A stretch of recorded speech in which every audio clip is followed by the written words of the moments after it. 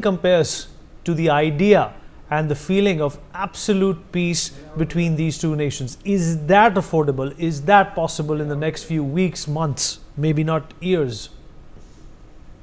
I would put it in the time horizon of months.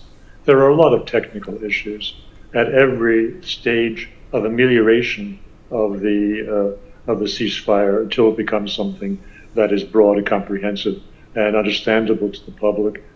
But I'd like to put this in a context.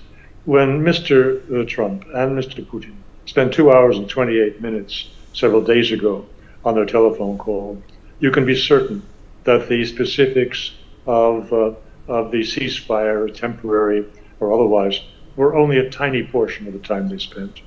I believe that most of the time they spent was on what the future American-Russian relations will look like in the context of solving the Ukrainian crisis.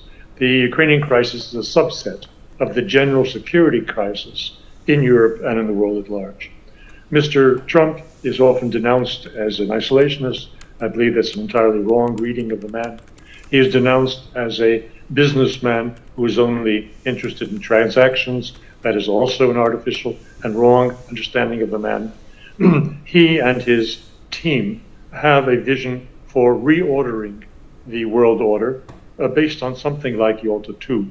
That's to say, large powers, and India is one of them, India, Russia, the United States, China, as being the major occupants of seats at the governing board of the world. And the alliances that the United States relied upon to control large parts of the earth will no longer have any relevance. This takes a lot of work, and it is in direct opposition to Europe.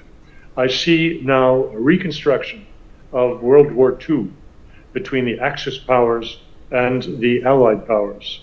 The Allied powers, two of the Allied powers in World War II, were the United States and Russia. The Axis powers today are Germany, Britain, and France. That is to say, I believe that the nature of the discussion between Trump and Putin was about how to counter the attempts at sabotage of the peace in Ukraine that are now being raised by Mr. Merz, by Macron, by Starmer,